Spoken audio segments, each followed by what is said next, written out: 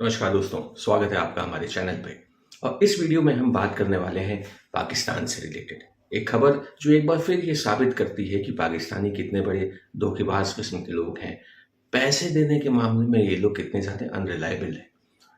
China, जो कि इनका माउंट एवरेस्ट से ज़्यादा मजबूत दोस्त, समुद्र से ज़्यादा गहरा दोस्त वगैरह वगैरह, इसने पाकिस्तान के साथ अपने बीआरआई इनिशिएटिव का सबसे फ्लैगशिप वर्जन सीपेक लॉन्च किया।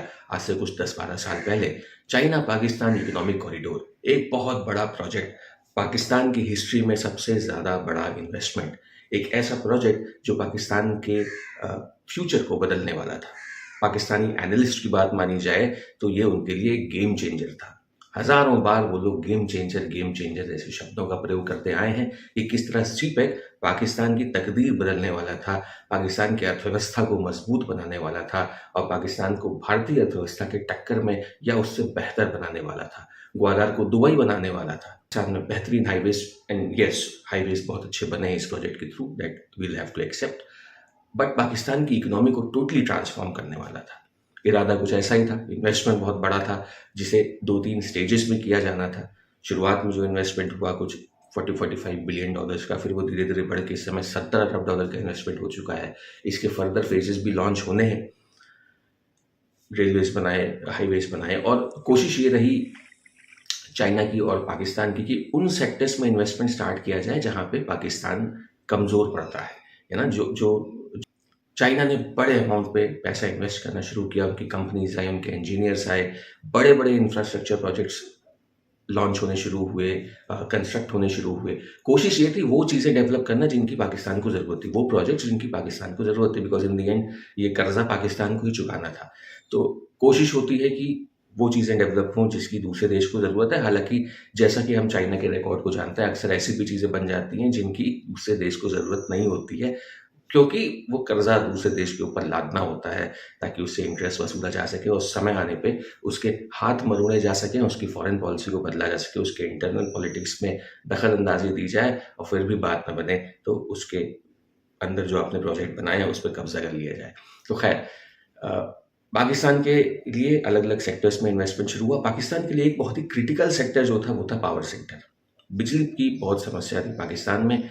इनफ पावर जनरेशन कैपेसिटी नहीं थी। पॉपुलेशन बधेरों तेजी से बढ़ रही थी। पावर कंजम्पशन बहुत तेजी से बढ़ रहा था, लेकिन पावर की प्रोडक्शन उतनी नहीं थी, जिस वजह से काफ़ी काफ़ी लंबे समय तक लोड शेडिंग और पावर कट सिस्टम हुआ करते थे। तो ठीक है, पावर जनरेशन के लिए बात हुई। अब ये हुआ कि चाइनीज़ से पावर खरीदेगा कौन? क्या चाइनीज़ जो कंपनीज वहाँ पे पावर स्टेशंस बनाएंगी वो बिजली डायरेक्टली पाकिस्तानी जनता को बेचेंगी या कैसे बेचेंगी, या पाकिस्तानी गवर्नमेंट को बेचेंगी? तो डील ये हुई कि चाइनीज़ भी ये जानते थे कि भाई इनकी जनता से पैसा लेना बड़ा मुश्किल काम है। जब इनकी सरकार इनको बिजली देती है तो ये बिल नहीं भरते।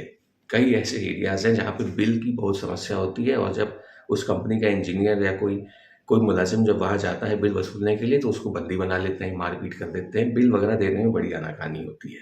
तो चाइनीज़ गवर्नमेंट और पाकिस्तानी गवर्नमेंट दोनों ने कहा कि भाई पब्लिक को डायरेक्टली बिजली सप्लाई करना चाइनीज़ के लिए जो है बड़ी टेढ़ी खीर साबित होगी, इनसे हो ना पाएगा। और चाइनीज़ भी समझदार थे, वो भी जानते थे कि पाकिस्तानियों का ये जेनेटिक्स कैसा है, तो इनको सीधे इनकी पब्लिक को तो बिजली बेचना ठीक नहीं रहेगा। तो डील ये हुई कि चाइनीज़ कंपनीज आएंगी, वो बड़े बड़े प्रोजेक्ट्स बनाएंगी, जो बिजली पैदा होगी वो डायरेक्टली पाकिस्तानी गवर्नमेंट परचेज करेगी।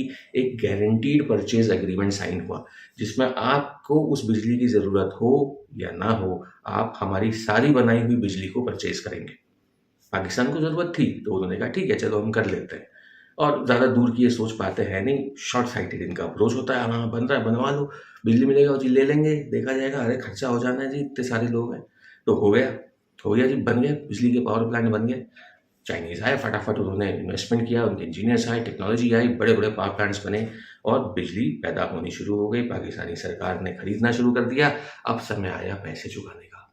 पाकिस्तानी एज यूजुअल भाई, सरकार कोई अलग तो होती नहीं, उन्हीं लोगों से बनी होती है। तो जैसे पाकिस्तानी वैसे पाकिस्तानी सरकार, उन्होंने आनाकानी करनी शुरू कर दी कि जी थोड़ा ले लीजिए, बाकी पैसा अगले साल दे देंगे, थोड़ा और पैसा ले लीजिए, बाकी पैसा अगले साल दे देंगे। टलते टलते समय बीतता गया और पाकिस्तान के ऊपर चाइनीज़ बिजली कंपनियों का बिल लगातार इकट्ठा होता गया।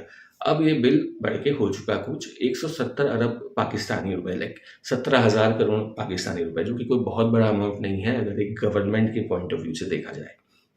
लेकिन इनका नेचर ही वैसा है, ये पूरी कोशिश करते हैं कि पैसा ना देना पड़े, भले हम दे सकते हैं वो पैसा, लेकिन हम नहीं देंगे।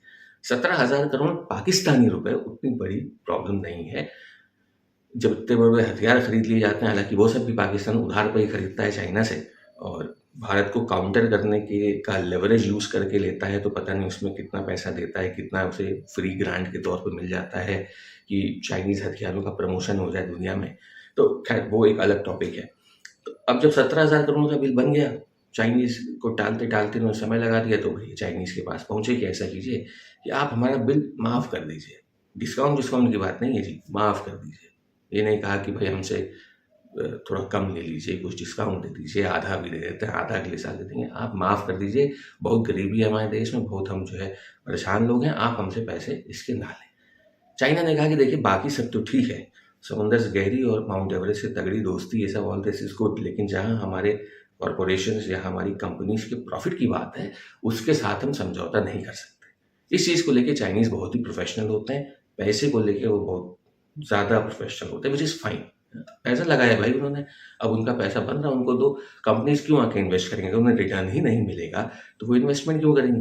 उन्होंने आके आपके इन्वेस्टमेंट किया रिटर्न के बेसिस पे। अब जब उन्होंने अपना काम कर दिया, बिजली बना दी, आपको बिजली दे भी दी, आपने खा पी के हजम कर ली, अब उनका रिटर्न तो उन्हें दे दो, ठीक है। वैसे ही टालते टालते इतने साल टालते हुए आप आ रहे थे, अब चाइना को दिख रहा है कि पता नहीं सीपेक का कोई भविष्य है कि नहीं। बलूचिस्तान इंडिपेंडेंस डिक्लेयर कर चुका है और ज़्यादातर इनका प्रोजेक्ट जो है वो बलूचिस्तान के थ्रू गुजर रहा था, क्योंकि इन्हें लॉलीपॉप तो यही दी गई थी, बलूचिस्तान में बहुत सारे रेयर अर्थ है, बहुत से मिनरल्स है, आप लाइए बलूचिस्तान में, बिंदास जाइए, माइनिंग कीजिए, सारे मिनरल्स आप निकालिए। कुछ नहीं कर पा रहे, जब जाते हैं वहाँ पे चाइनीज़ पे हमला हो जाता है। पाकिस्तान की सरकार, पाकिस्तान की आर्मी, कोई इन लोग को नहीं बचा पाता। तो जो मेन अट्रैक्शन था चाइना का, एक तो था कि अरेबियन सी के लिए एक ऑल्टरनेट रूट मिल जाए चाइनीज़ गुड्स को, और दूसरा बलूचिस्तान और उसके आसपास के एरियाज की जो एक्सट्रीम मिनरल वेल्थ है उसको एक्सप्लॉइट कर पाए चाइना। भाई मछली उछली तो सब मार गया, ग्वादर में आके सारी मछली उछली तो निकाल गया, वहाँ के जो मछुआरे हैं उनको मछलियाँ मिलने बंद हो गई, बचे थे मिनरल्स और बचा था डायरेक्ट एक्सेस टू अरेबियन सी। दोनों ही चीज़ों को जेपटाइज करके रखा है बीएलए ने, बलूची लोगों ने और बलूचिस्तान की रिसेंटली डिक्लेयर्ड इंडिपेंडेंस ने। तो सीपेक का तो कोई खास रेलेवेंस रहा नहीं। उसके बाद अब ये लोग आए कहने कि पैसा भी छोड़ दो, सीपेक तो तुम्हारा डुबा ही दिया है, अब ये पैसा भी लेके क्या करोगे, ये भी मत लो। तो खैर चाइनीज़ कंपनीज ने ये चीज़ करने से मना कर दिया है, फिलहाल पाकिस्तान को इस मामले में रिस्पाइट देने से मना कर दिया है। हाल फिलहाल में हमने देखा था कि जब ईरान यूएस वॉर शुरू हुई थी तो यूएई ने भी पाकिस्तान से अपने $3.5 अरब मांग लिए थे। आज के पैसे नहीं थे, कई साल पहले यूएई ने दिए थे। हर साल ये लोग जाते थे, कहते थे वो जी इसको 1 साल एक्सटेंड कर दो, इसको 1 साल एक्सटेंड कर दो, तो यूएई कर देता था। करते करते 3 साल 4 साल हो गए, यूएई का भी ऐसा करो हमें दे दो, तो उन्होंने दिया। कैसे दिया? पैसे तो थे नहीं। पहले जो है खूब हाय तौबा मचाई मीडिया में, यूएई जो उनका बिरादर मुल्क है उसको हजार गालियां दी, अरे ये लोग जो है ठीक लोग नहीं हैं, बड़े गरीब लोग हैं, इनको इस समय पैसे की ज़रूरत है, चलो हम दे देते हैं, बड़ा एहसान करके उधार चुकाया भाइयों ने। दूसरा का पैसा 3 साल 4 साल लेट करके उसी को चुकाया, लेकिन उसको जिल्लत करके, उसको बेइज्जती करके, मीडिया में उसको बताया कि बड़ा गरीब है और ईरान मिसाइल मार दिया है, पैसे वैसे इसके ख़त्म हो गए हैं, बड़ी ज़रूरत में है, तो चलो हम दे देते हैं। बड़ा एहसान कर दिया भी खुद से नहीं, फिर से सऊदी अरेबिया के पास भागे, यही सब अपने मिलिट्री डील का खुलासा देके, ईरान से हम आपको बचाएंगे वगैरह ये सब बोल के उनसे पैसा लेके आए, उधार चुका दिए और बीच में ज़बरदस्ती का हीरो बन गए। वही अब चाइना के साथ भी इन्हें करना है। चाइनीज़ कंपनीज और चाइनीज़ गवर्नमेंट ने इनको मना कर दिया है कि भाई हमें तो पैसे चाहिए।